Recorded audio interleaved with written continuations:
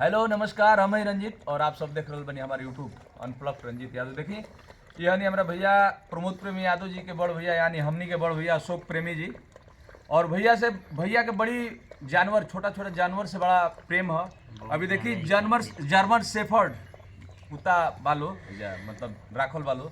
वही लोग के बच्चा हलो, ये जर्मन शेफर्ड के बच्चा। और देखिए अब मतारी मर गई भैया कहिए भैया, ओहो ये बात के जानकारियों ना रहा, दुख के बात बा। लेकिन भैया के जानवर से इतना प्रेम है। देखिए वो जर्मन शेफर्ड के मतारी मतलब कुत्ता रहे लो, मेल फीमेल मतारी 2 दिन पहले डेथ हो गई, हमनी तो पता भी ना रहे। खैर कोई बात ना। ओकर बाद देखिए भैया बड़ा प्रेम है भैया के बच्चन से।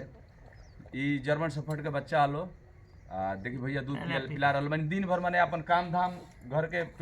टोटल मैनेजमेंट भैया के जिम्मा ही बा। टोटल मैनेजमेंट देखला के बाद अपन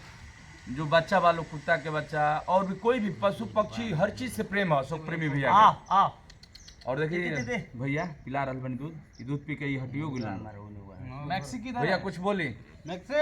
काहे इतना लगाव हो रहा बच्चन से? जानवरों से बहुत ज्यादा ही लगाव आज से ना, हमको छुआ बिलाई यही सब पोसे करीला भैया पोसेला ना जानवर के कोई छू दी तो ओकरा खातिर ही कुछ भी कर देन आदमी। भैया मगरमच्छ पोसले बने सुबह। हां सब हम ले आकर रख ले बने हम जीवन में ना। ठीक बा भैया,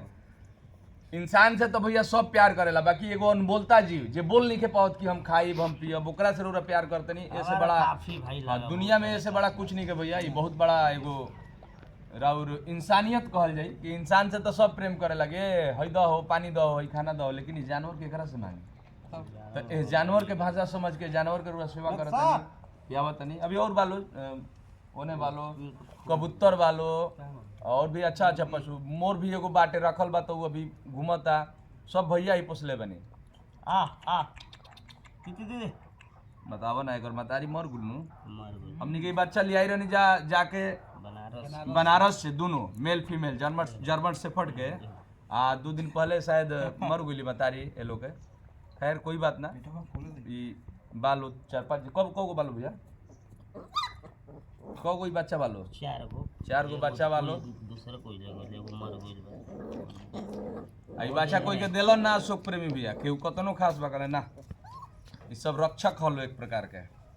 कुछ बोला हमारा वीडियो में, बोला लाजालन वीडियो से लजाएगा वीडियो में सब भाई ना भैया कुछ बोला। आखिर एगो एगो एगो भैया में हम एगो ई बड़कपन देखिला कि इंसान से तो सब प्यार करेला। केहू बोली कि भैया हमरा के पानी दो ना गिलास, लेकिन इस जानवर के भाषा के समझी, जानवर से के बोलेला। हर जानवर का ऐसे आप सब भी अगर ठंडा के दिन बा भैया समझी ले कब ऐसे एगो निर्देश जाता है वीडियो से अशोक प्रेमी भैया से एगो आ इम्प्रेस होकर अगर आप सब भी कोई जानवर अगर भटकता रोड पे ठंडा के दिन में भूखा प्यासा या ठंड से, तो ओकरा के जितना हो सके आप सब जरूर देखिए। ये मुर्गा मुर्गी भी बालो इस शौक से ऐसे ही राखल बालो। ये लोग के केहू छू नहीं कर सकत ना केहू खा सकता। ये लोग के अंडो होला, ये लोग के अलग भैया अलग बनीले बड़े घर के बाहर बनीले बड़े निकलते यानी कि अंडो होला तो कोई खा नहीं कर सकते मुर्गा मुर्गिन के, वो बच्चे होई ओकर बच्चे हो ना कोई तकलीफ दे सकता। तो भैया के एगो जानवर से अलग ही प्रेम बा, चाहे वो डॉग हो मुर्गा मुर्गी। एगो मोर भी पोसाइल बा, मोर के बच्चा आइल बा भैया खातिर मेरठ से मोर के बच्चा आइल बा। ओकरो के जल्दी आप सबके हमनी देखाई जा भी ठंडा बा बच्चा बा ओकरा के राखल बा परिवेश में राखल बा। माने सब प्रकार के जानवर से प्रेम है भैया के, बस प्रेम है। अगर कोई छेड़ दी हमहू अगर छेड़ दे कुत्ता के तो माने तकलीफ होई, बाकी तो कोई के छेड़े के थुए नहीं है। तो ऐसे अगर आप सब भी ये वीडियो बनावे के मकसद ये बा कि अशोक प्रेमी भैया से अगर आप सब भी इम्प्रेस बानी तो आप सब भी कोई भी अगर क्या कहला जो टहरे लसो लवारिस, कोई भी लवारिस अगर आप सबके जानवर या ओकर बच्चा दिखे भैया ठंडा के दिन बा ओकरा के जितना हो सके भोजन दी, अगर हो सके तो ओकरा के कुछ ठंड के व्यवस्था आप सब करी। एगो बहुत बड़ा निर्देश, बहुत बड़ा संकेत जाए के चाहिए वीडियो से कि इंसान के तो भाषा सब समझेला लेकिन जानवर के भी भाषा आप सब समझी। यह एगो वीडियो बनावे के मकसद बा। बाकी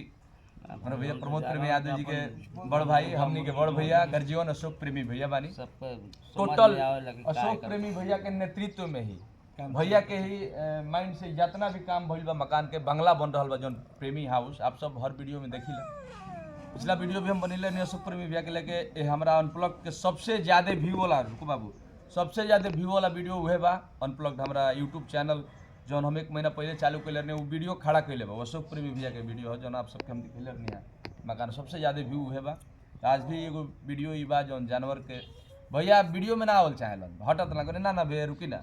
तनी एगो निर्देश दे दिया समाज के कि भैया लवारिस जानवर के केहू मार देला कुत्ता के कोई गाय के भैया मार देला ना मारे के चाहिए काहे मरबा इंसान मान लो तो बोल देता है बेचारा केकरा भरोसा वालो है ना भैया सब बा हमारे सही बात ना भैया हमनी के भी एगो प्राउड फील करेला जरूर पे कि एगो अनबोलता जीव के मान ली कि रुरा ई कुत्ते ना कहते बानी कोई देखी तो कह के मुर्गा ना मुर्गा मुर्गी या कुत्ता या माने सब जानवर मोर भी आइल बा मेरठ से मोर ये खातिर आइल है सुगा सुगी माने कुल जानवर के यहाँ अलग बनावल बा साइड बनावल बा ओमे रहे लालो आ सबन के अपन काम देखते हुए टोटल मैनेजमेंट देखते हुए आ जानवर पर भी ध्यान रखना है बहुत बड़ा ई बात बा बहुत बड़ा संकेत जाता ठीक बा ये वीडियो बनावे के मेन हमके मकसद ये रहा कि कोई भी जानवर अगर आप सबके रोड रास्ता पे दिखे ओकरा के मारी मत ओकरा के हो सके तो खाना दे दी आ ठंडा के दिन में कुछ ओढ़े के व्यवस्था कर दी। थैंक यू लव यू हर हर महादेव ऐसे वीडियो के प्यार देते रही बाकी वीडियो बना रहा बने हमारे भाई विशाल प्रेमी इनको हम दिखाई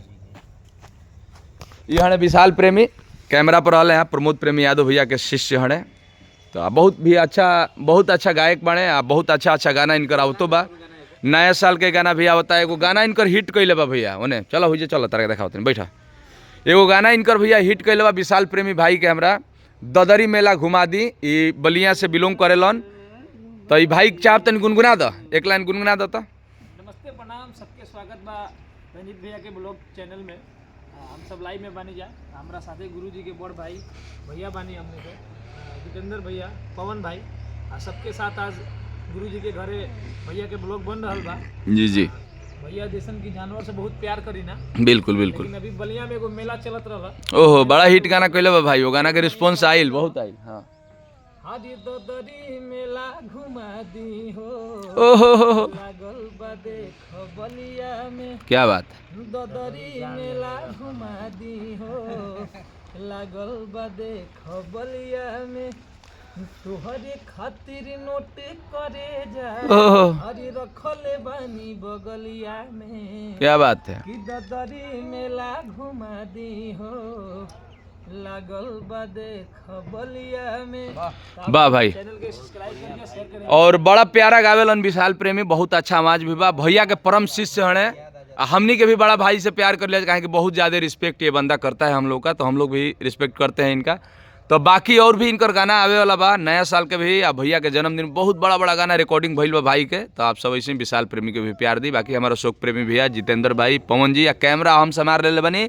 रंजीत यादव तो जे भी हमारे भाई दोस्त मित्र और प्रमोद प्रेमी यादव भैया से प्यार करेला जे भी श्रोता हमके देख और सुन रहा भैया हमारा अनप्लग रंजीत यादव चैनल पर आप सब चैनल के सब्सक्राइब कर लें ताकि प्रमोद प्रेमी यादव भैया से रिलेटेड कौनो न्यूज़ होकर तो सबसे पहले हम लोग के यह पर प्रोवाइड करी thank you love you Har Har Mahadev.